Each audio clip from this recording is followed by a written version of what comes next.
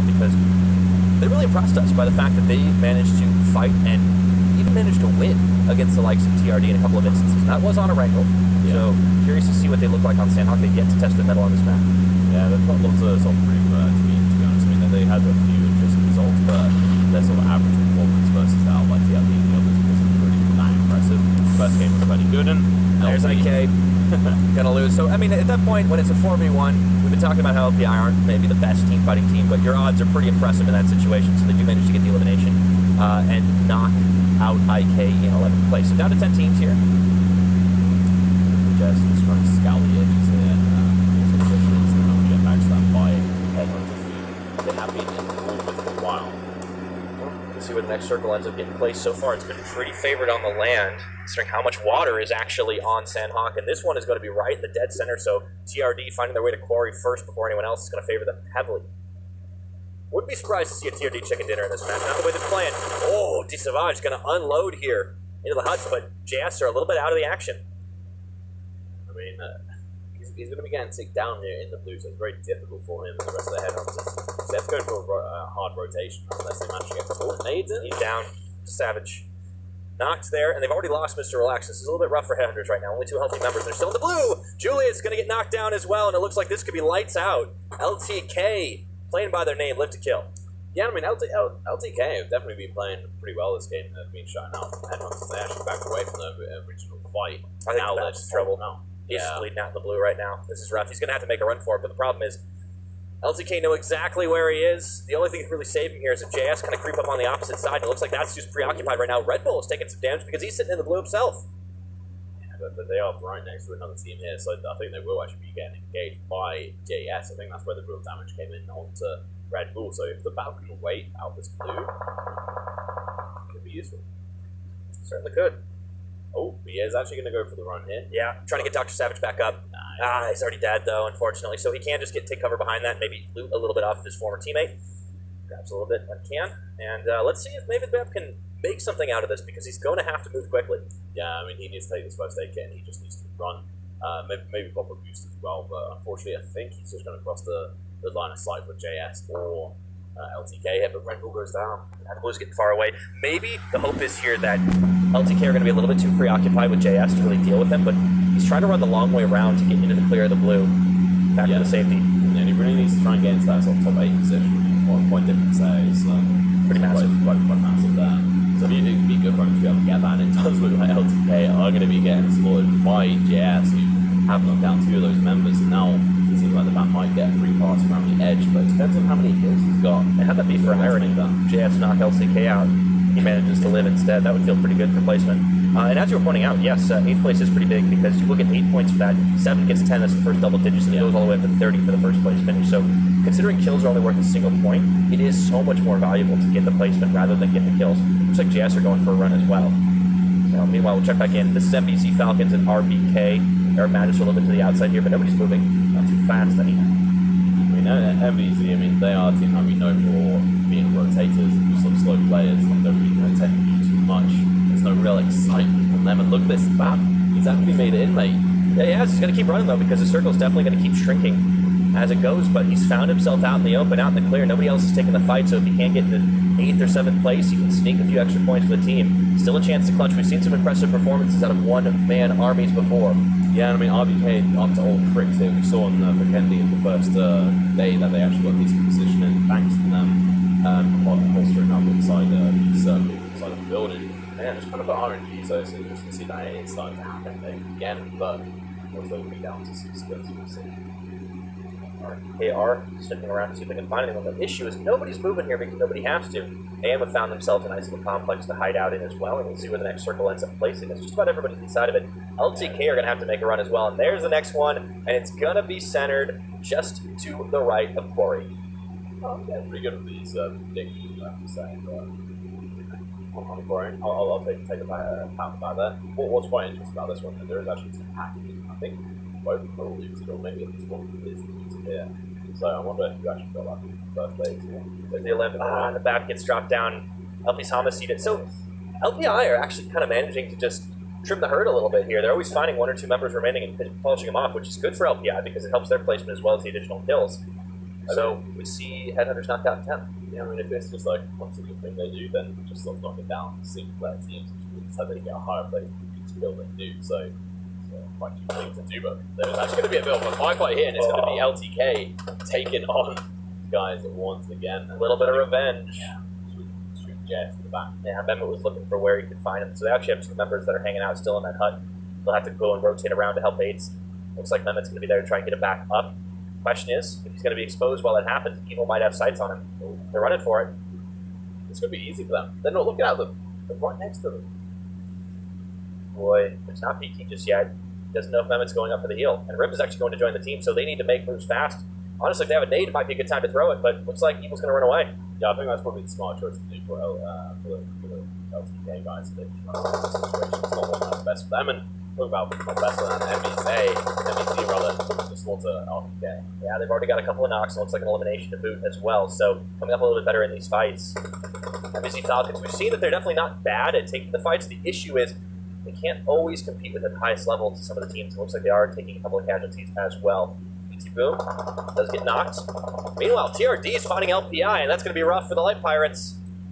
RBK going to be able to knock down two of the MEC members, it seems, and then trying to finish them off. I think actually MEC only have one member left alive, so RBK repositioned it very well to potentially catch up to. Yeah, two knocks, at least they have to be really careful if he wants to try and clutch this one out. Having lost a member, Hurts having two knocked and low health, especially in the blue. Oh, tries to go up on that scope. Doesn't quite find it. Finally will get the down. It looks like that's the rest of RBK. He's going to have to make tracks, though, on MVZ's side to get his teammates up before they bleed out. Yeah, and Evo on LTK is actually going to go down in position, I think. I'm not sure where his teammate is. Maybe he died. No, he is still alive, so he's going to be able to get him into high position. MVZ, they're going to be able to pick up a couple of members, it seems. And look at this, he's managed to get that player on the last tick there. If he hadn't grabbed him there, it would have been interesting. But JS about to run into AM now.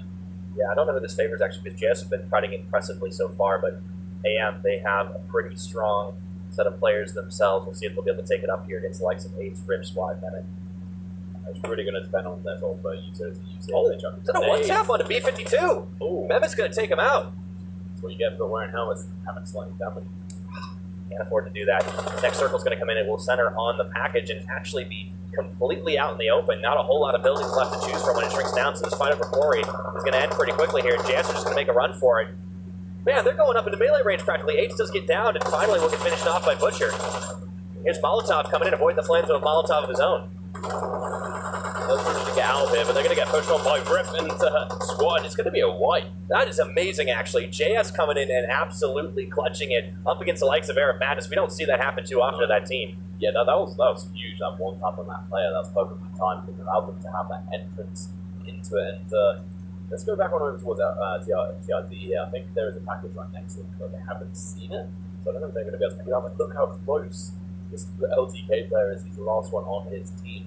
Secured at least a minimum of 7th place for his team. Yeah, that was rough for LTK that they got wiped out, nearly wiped out so early, so he's been trying to make for play for it, but it looks like TRD, they don't see that Modrum's got him in sights right now. He's going to wait for Hackshot, doesn't actually take the shot. Not confident that he can take it. One member of LPI still remaining too, but he's going to run smack dab into the TRD members shortly. And you can see SWAT 69, they've had a pretty quiet map, but that should be changing pretty quickly. Anytime TRD are in the area, you got to think there's going to be some blood. Yeah, and I mean, taking that shot would have been a huge mistake for the LTK player there. You see, it would have just been making him turn around and pretty much scored to him. Yeah, when the blue is right up against your back, you can't afford to do it. Speaking of up against the back, it's not the only one running here. We saw the LPI member, but Modrum has been spotted. That's unfortunate. There's Hackshot. Just going to get him down. It looks like it's all too easy.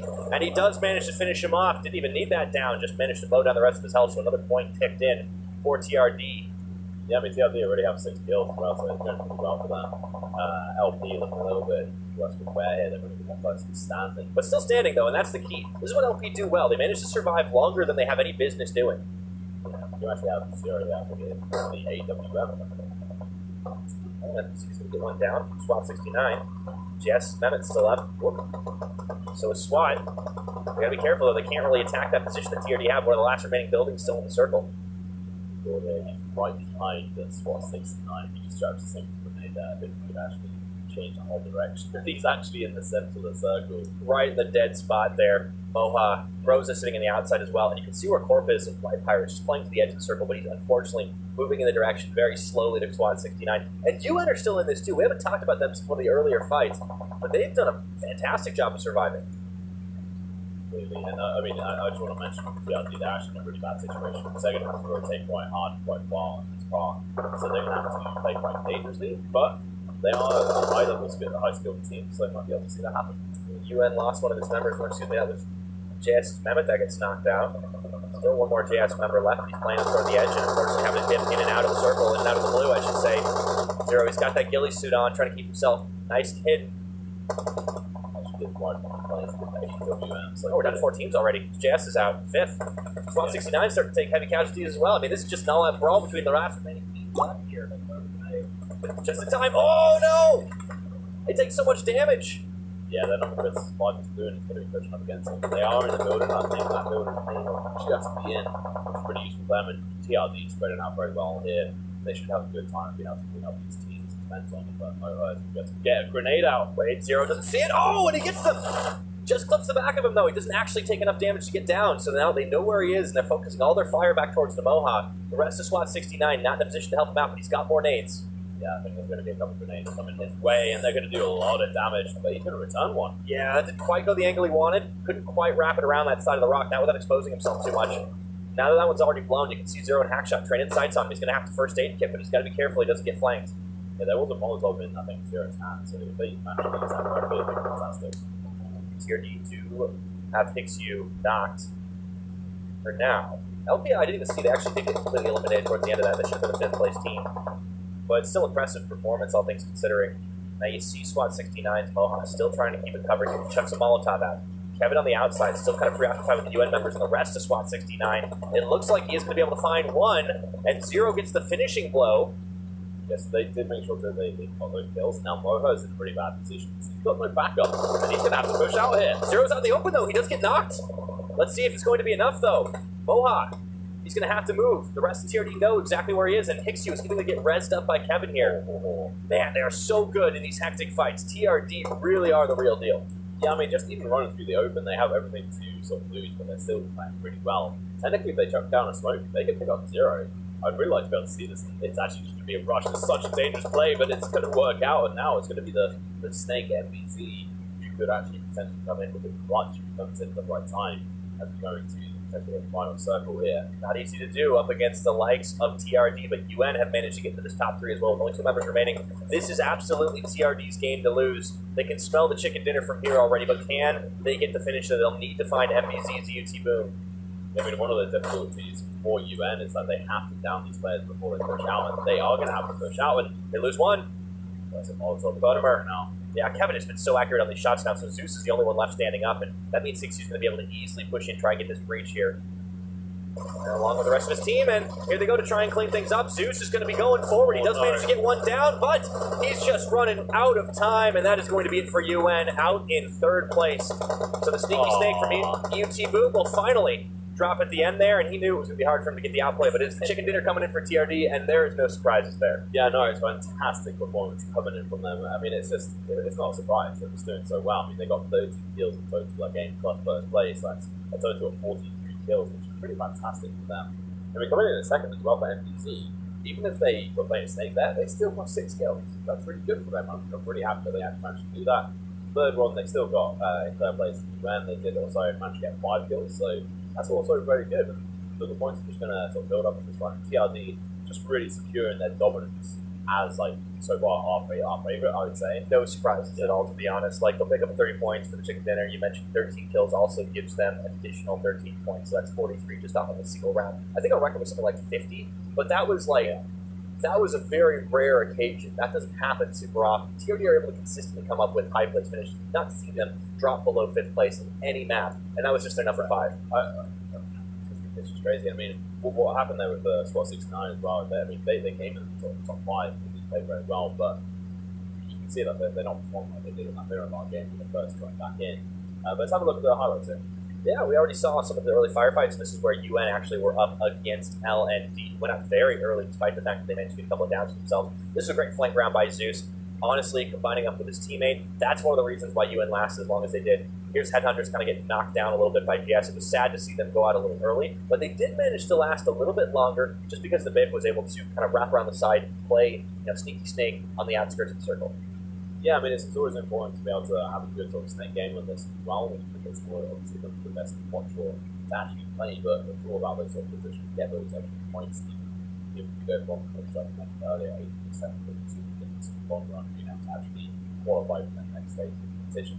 And I mean, obviously, it's $2.5 million easily making. Absolutely. Making sure that you can get as many placement points as you possibly can. The flashy kills are always good to see, and this is where JS just lit up Arab Madness. They didn't seem to stand a chance. Impressive performance from the JS side here. Even though you can see Ace does get dropped, it was all about this wraparound. It was all about getting those pickups on the backside of it. Rip does get downed as well, and there was a lot of crazy fights, but in the end, JS did actually manage to stand strong and lasted a little bit longer. Yeah, I was really happy with how JS played there, and then TRD, you can't fault them because they managed to wipe team after team. That's where they get Corp. LPI trying to last as long as they can. Here's Rip kind of moving forward, and MBZ actually does manage to take down one with him, and I think that was the clutch thing. But MBZ, of course, we all know how that ended. And here was Hackshot. Man, this guy is absolutely a highlight monster. We're seeing whenever he does the aim down sights, he is managing to get those kills. Kevin, not too bad of a player either, and he even was there in the clutch to res of his teammates. Yeah, I mean, he's actually only used 9 sights, which is insane. He's like 2 kills there. One of his teammates helped him secure that. Yeah, that's just from UN too, but it doesn't matter. He still gets the credit at the end of the day. And here's one of those final firefights where you can see Zeus did everything he could to try and dip, duck, dodge, and, dodge again away from all the bullets, but at the end of the day, he couldn't do much more. And then, at this point, the last NBC member pretty much knows his goose is cooked. There's not much else he can do there, so seats the chicken dinner over, tries to go down a blaze of glory. Yeah, no, I mean, you have to give props. He's going into a bit of a mad one, but let's have a look at the top 4 players here. So, Zero and Dev Zone. Players that 4 kills each and not too bad. All the TRD members in the top 5. This is crazy. That's just fantastic for them. And JS as well, making it to the top 4, which is fantastic for them. And MBZ also, they get the sort of steady performance in the next selection. I think they played around 4 in the top 10, so really good for them. Not all of them, sorry, really total 18 kills. So good performance for them. More of an active game from MPZ. Like we talked about how they were a much more rotational team, usually dropping in the outskirts of the circle. You can't always tell exactly where it's going to be, of course, but it seemed like a lot of the times the circle was always far away from where they were. Now we're taking a look at TRD versus MPZ Falcons. And of course, this was the 1 and 2 teams. There is the big difference in kills and damage. Holy moly.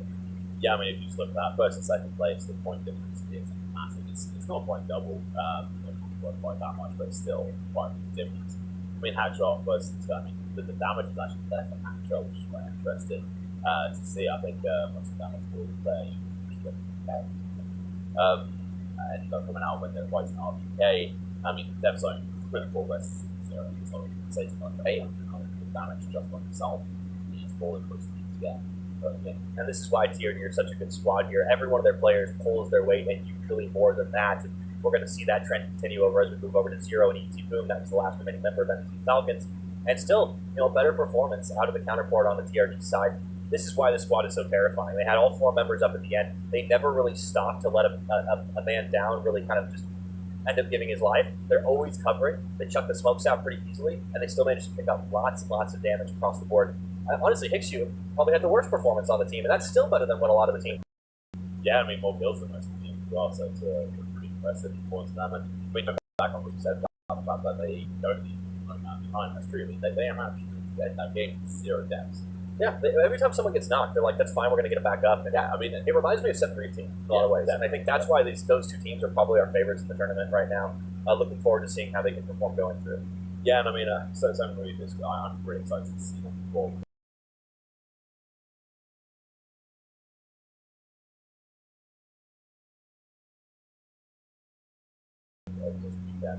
And then also how they perform in this as well. No, that's absolutely true. Like, looking forward to seeing that in the semifinals is going to be great. I have no doubt in my mind that both those teams will be very easily qualifying through, but I wonder what the standings are going to look like at the end of the day, because 7T managed to get a lot of points out of a couple of clutch performances and just being generally consistent, but TRD just made a huge statement with 43 in a game. They get another chicken dinner on either Vikendi or any of our Rango maps, and all of a sudden we're probably looking at some big shakeups in the top 10. Yeah, I mean, we saw Reaper go massive and get 60 kills by himself, 40 kills by himself in all the game and the chicken dinner, which is really impressive. But They didn't get any other chicken dinners, but the ID damage was Absolutely. Now, if you want to get all that information on the teams, the squads, and up to the minute standings, you can head over to our website over at clubopen.pubgmobile.com for all of that stuff. Looking forward to seeing how they manage to climb up, which will, of course, we will check in the standings after the break, too. Yeah, and it's really important to be able to try and keep top of these results so you want to eventually qualify. Yeah, and if you want to be able to check out all the action live, not just for the ME region, but for all of our regions here at the Club Open, you can go ahead and head over to our YouTube channel, smash that subscribe button on youtube.com/PUBG Esports, and don't forget to dig dong that notification bell. Never gets old every time. Otherwise, we'll be ringing the shame bell for you guys. But yeah, I mean, so much action going on across the way. We've seen the wildcard region earlier today, India, that just wrapped up before we went on air. EU, of course, is airing at the same time as us, and we have NA.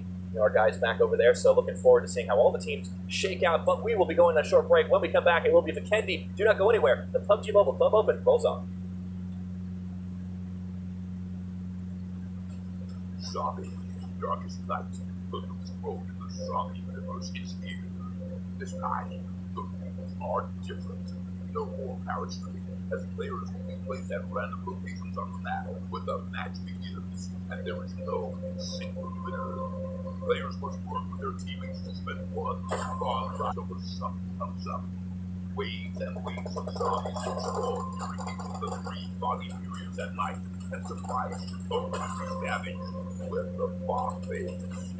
The main objective is not to defeat other players, though this doesn't mean they are heartless. Players may need to work with other teams when necessary, but should also watch their backs in case the Dragon Alliance goes south. This will be a unique experience. This also comes with a passion skill for every player. Understanding the skills will be the key to stay alive in this long night. Can you ride out the night?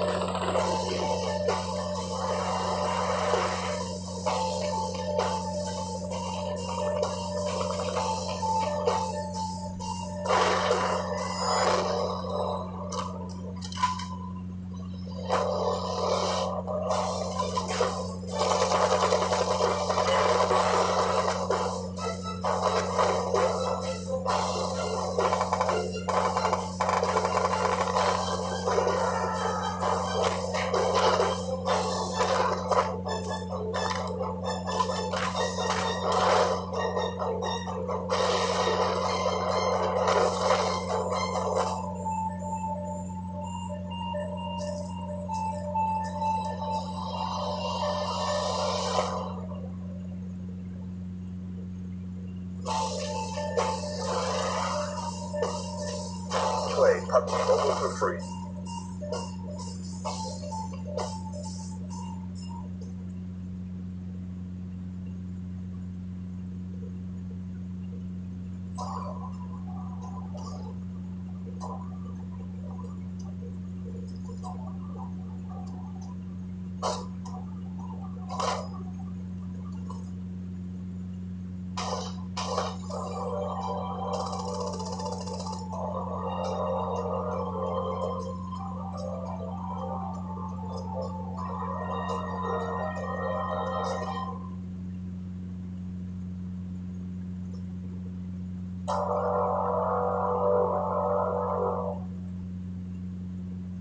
Welcome back once again to the PUBG Mobile Club Open. I'm still Pirate Dex. He is still We Free Men. That's right, he is multiple. He contains multitudes. I am a multitude of levels all cool. So I'll take it. There you go. You can check out our things down below. But more importantly, make sure to check out the standards because they're going to be pretty spicy by the end of the day. Oh yeah, some shakeups definitely incoming. TRD really proving true to their name and dominating once again on Sandhawk. They found themselves a chicken dinner while leaving no man behind. Some other impressive performances. I did like that snake play out of NBZ Falcons, but let's take a look at the standings as they currently are. Oh boy. Well, we're still seeing just outside the top 8. TRD on number 2 after 1 game. 3 games back from 7 Reef Team. They're catching up. I mean, 1 chicken dinner puts them within touching distance at this point. That is insane. The fact that they're now second already. And they have 5 less kills than 7 Reef Team with 3 less matches. 3 matches in hand. I mean, this is why this team is so... Honestly, I'm considering them an early favorite. Like, we still have, 2 more days and 3 more maps of today of the group stages, and then the semifinals over 2 weeks. I honestly think these guys could very well be the favorites for the regional finals. Yeah, I mean, with another, few matches, 3 matches to play to catch up, it's insane that they could easily overtake. I could see them breaking that 200 mark, maybe even some 210, 212 mark if they play this consistent level. Who was... But, I mean, NBC, they're in limited position. Yeah, we see a lot of these teams really cresting the 100-point mark here on match number 5. You see Live to Kill not too far behind them, 8 points back. And, not bad. They're making up most of the deficit by way of kill points because that's the way that team likes to play. NBC Falcons a little bit less active with 18 total kills across 5 rounds. You see SWAT 69 not doing too bad. And it kind of makes you wonder, if they had loaded into that first map, how would they be looking right now? And then you look in 17th to 24th place, which is really the cutoff. That's all you have to do to make it into the semifinals. You see Headhunter there creeping up on 963, who had some of their first good rounds in the previous couple of days of play, and then L&D just behind. But no, that's actually quite surprising. I didn't realize that Headhunters only have 3 kills. 996 have more kills. I'm sure they do have probably matches, and Headhunters would definitely. That is a bit surprising, actually, because they've been playing for placement quite well, but we thought they'd had more frags than that. Yeah, it just seemed like they got a lot more kills. So they definitely got more knocks, I think, than 963. But have a look at this. RBK still not going to be able to break that top 25 mark. Yeah, and RBK is going to need to pick things up too, because remember, at the end of this week, only the top 24 teams will actually make it onto the semifinal round and be down from effectively 4 groups down to 3. And there's still 2 more weeks of matches after that to narrow it down to a further 16. But for now, you just need to be above this. So RBK has to do a little bit more. Yeah, quite interesting. And obviously, there's been a bit of an adjustment for a couple of these teams. There has been some disqualifications for one of the teams, it seems like. And the Assassins. Yeah. Well, that's a little unfortunate for them. Yeah, I mean, as we were saying, stick to the phone and we'll... Yeah, only allowed to play with the phones. No tablets, no nothing like that, no peripherals. So, you break the rules and don't get too surprised if you get knocked out. Yeah, you get stuff. And obviously, this is just the sort of main star for PUBG Mobile, so we are going to see this kind of stuff happen every so often, but it will happen. Yeah, okay. Well, we'll see how that goes going forward. But looking forward to the rest of the teams kind of facing up and showing up here in this next round, because Vikendi, we've seen a couple of performances already. Some of these teams have not played on Vikendi, or excuse me, have not played on Sandhawk before, so now getting to see them here on a slightly more familiar place, a little colder, I suppose. We're going up to the icy north. Yeah, I mean, it's definitely one of my favourite maps so far for a couple of these teams. Because there's been a lot of interesting players. We actually saw LTK in their first game. They actually ended up winning it because they had certain sort of positioning, and they have actually performed in other games as well. We did see them play pretty well in that last game, but unfortunately they did end up dropping them across the earth. But we'll see if they can actually get the position again this time round, or they're just going to end up dying off GS. Yeah, honestly, I was a little surprised we saw so many of those early fights, because we had seen kind of a tournament meta develop a little bit more where players were dropping a little bit further out and not engaging in early fights unless they really wanted control of an urban area. We saw this on a Wrangle with the likes of Pachinki, which is obviously a very popular destination for a lot of teams. but usually they've been ceding a bit of ground over, and it seems like those teams may not have the fear of TRD just yet, but I think they will probably learn after that last round. Yeah, I mean, it's about sort of securing that dominance and making teams a little bit more afraid of you, and I think that's going to definitely happen with TRD now. I think this team's going to pay attention. Okay, where are they? How do we avoid them? How are they playing? How can we stop them? Yeah, fair enough. So we'll be looking to drop into the next round. I want to look ahead a little bit to the Erangel matches too, because I think that's going to be a really telling one. We saw some super clutch performances of the likes of 7 Reef team last week. I'm so excited. I just love Erangel, man. It's a fun map. I mean, nothing against Vikendi, don't get me wrong. There's some really cool spots. I really want to see a Dino Park Circle, please. Can we get that? Just one of these days. But we've had some pretty fun ones on Erangel today, or rather in the last week. Yeah, we need that Dino Park so we can make some of the Jurassic Park memes. Yeah, so maybe we'll get a little bit more of that Raptor fences down and all that. But just as a reminder, if you want to get all the information on the squads, including up to the minute standings, as well as full lineups, you can head over to our website at clubopen.pubgmobile.com for all that stuff. And not just for the MEA region, you can get it for everybody competing. That includes Wildcard, NA, India, and everywhere else. So it's not just the Middle East that's competing here, but that's the one you want to watch, right? And if you want to know where you can watch all of those regions, including ours, of course, you'll be watching right now, but you can head over to youtube.com/PUBG Mobile Esports. Don't forget to smash that subscribe button so you do not miss a minute of the action. And of course, ding dong man, notification bell. Yeah, you won't want to miss it for sure.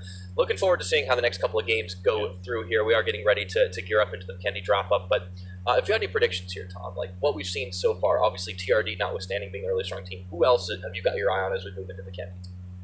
I really want to see LTK do some good work. I think the surprise performance may well be from MVC if they play like they did in that game. I mean, they just happened to be positioned by RBK, and then when they realised they were there, they actually had a pretty good performance against them. So I kind of want them to see that coming into the next game, right? As a bit of a surprise result. It's not likely to happen, but I want to see it. Yeah, well, snake strats work out, and it did work out in that last one. I wonder if they'll be able to pull it off this time around, too. Like, an interesting thing about today is we don't have a lot of maps that are lacking for cover because we don't play any games on Miramar this week. Yeah. So we might see a little bit more of these, like, hideout kind of strategies, and it might work pretty well. Looks like we are going to be dropping in pretty quickly. So let's take a look, and that is a very northern plane path. Yeah, I mean, it's going to be going straight from the obviously more dominated northern circle, flight path right next to Cosmo Drone and also Coal Mine. So there's going to be a couple of teams who'll drop a bit early, try to spread down as far south as they can, trying to stay away from the sort of dominant teams. TRD, where are they going to land? That is the question, because you got to think teams are going to try to avoid them as best as they can. We're already seeing a couple squads drop out. It looks like IK are going to head up towards Trevno, and there are TRD dropping straight center of the map, and it looks like going slightly south of Coal Mine. Oh, they might even go a little further out to Garaka. Pretty much all the teams dropped as TRD did. I mean, there's the majority of them, I think, actually around that area, so it's interesting to see where they do end up landing. I think they are going to have to pick up a couple of cars. That is a circle right in the middle of it all. Okay, so what I want to see, although Dino Park is fantastic, it is right on the edge, very unlikely to see. Mount Resnick is what I want to see happen. Well, it is a little closer to the center for sure. Nobody's dropping there for now, but definitely keep your eyes on where TRD are. Looks like they're going to have a team right on top of them. It's actually AM. Is that they're just consistent battle partner? They can't seem to get anywhere or shake them loose, which is... It's almost like they want to fight them. Like they're just tailing them the whole time. Yeah, I wonder if AM are just like, you know what, we're going to take you on. We know where you're going to go. Alright. Yeah, we're coming for you.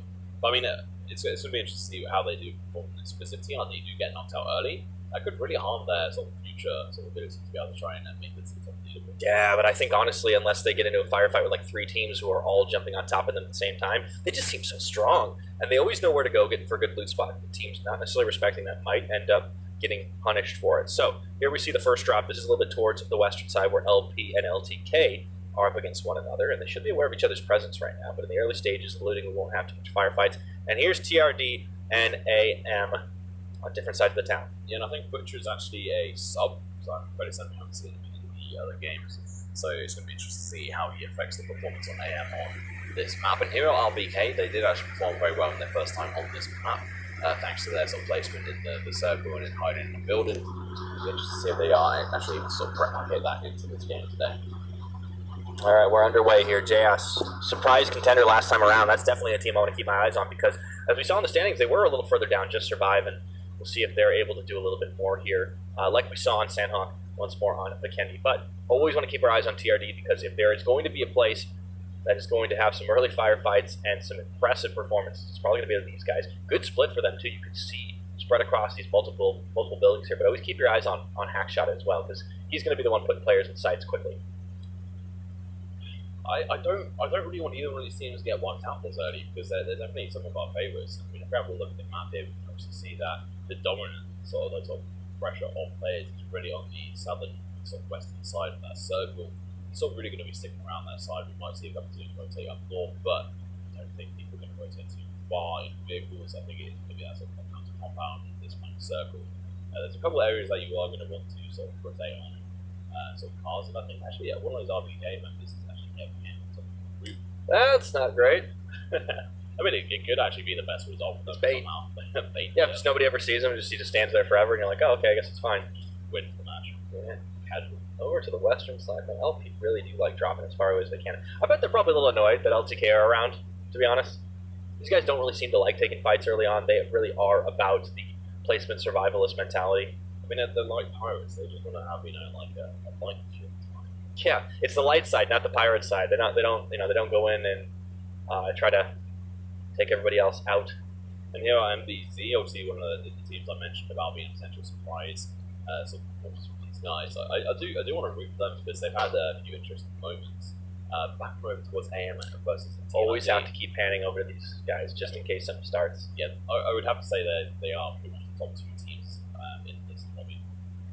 I think LTK came in maybe a little bit more favored, but they didn't perform nearly as well last time. So I kind of agree with you here. I think between AM and TRD, these are probably the two biggest teams to watch at the moment. And well, IK are going to be going for a bit of a road trip. I mean, they were just pooping out those 2-time scripts.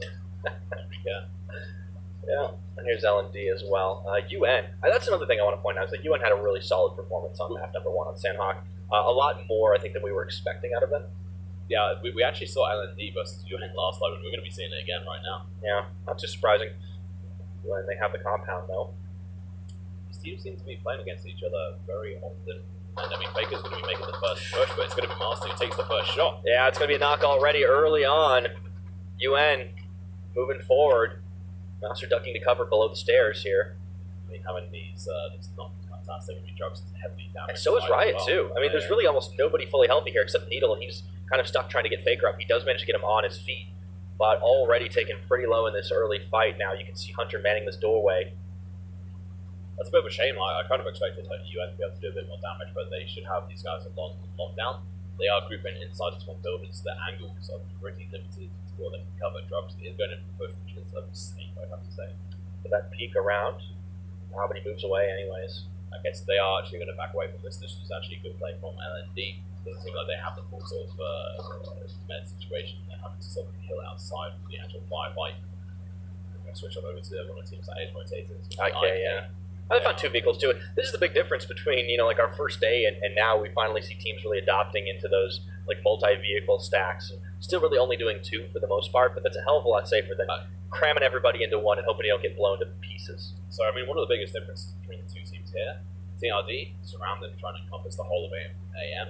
AM have got sort of a few different angles, but really just clumped together. So if they get shot from multiple angles, it could actually be the end of them. Oh, looks like they don't want to get finished and they're running.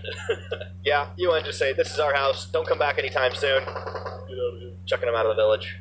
Oh, look at this. One of the AM members is wrapping around, though. No, he's actually just going to go and rejoin the team. I was hoping he was going to go for a flank, but it's so hard to flank onto TRD because look at the split they've got. Ooh, and through the window, that one nade didn't quite find its mark, but it was a nice angle for sure. Yeah, and so now clients actually realized that Kevin's in counter position, so this will be splitting up. And Butch is coming through. Yeah, Kevin realizes he's giving away his position, so he's actually going to have to leap out.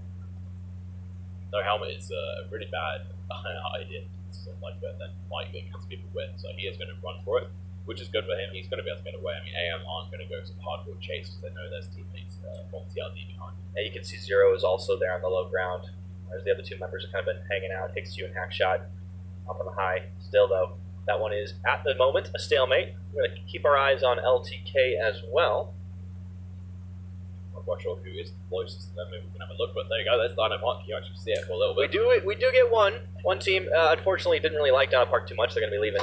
This is Loot 46. Ooh, meanwhile, back to the fight. Looks like Zero does find it down on a Butcher. And no one's going to be on Butcher, so no one's going to be able to pick him up.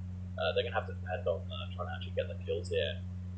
It's going to be She's breached into the house right now.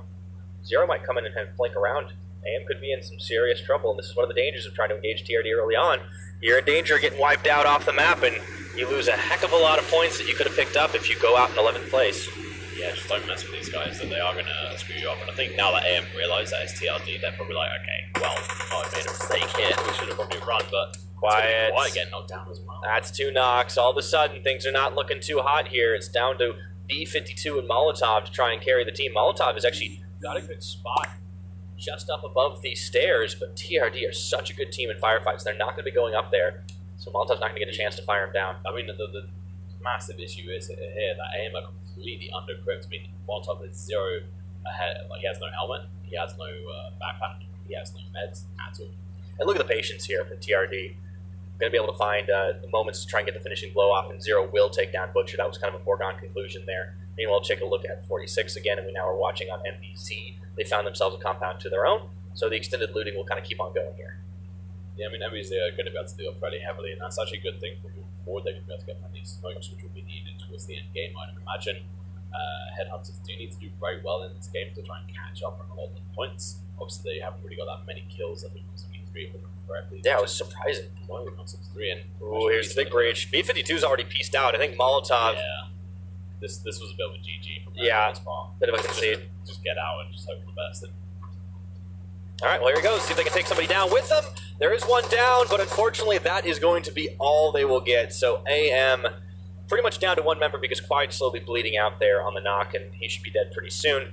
Now, TRD playing very smart, actually, not taking for granted the fact that they've pretty much eliminated AM because they don't know where B52 is. So for all they know, he could still be somewhere lurking in a corner, but he's just going to be off on his own now, playing for placement, and he is the last man standing officially as Quiet goes down. yeah, he has actually got level 3 helmet, which is very nice because on other Candy they do actually spawn naturally, not just in the cases.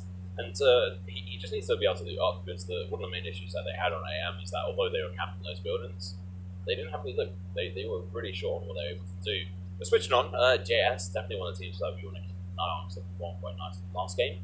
I'll go ahead and play rotate and then we'll pop around to this 46. They are still sitting around these buildings at the moment inside the circle. We didn't see much of 46 last round. I wasn't entirely certain if they loaded in or not because we didn't really get an eye view of them at any point during the game. But 46 have been one of those teams that have kind of been hanging around, shuffling between, just below that 25th position and maybe a little bit higher. They do need to kind of break in. They are sort of one of those teams that are on the bubble in order to make it into the semifinals next week. Definitely. We might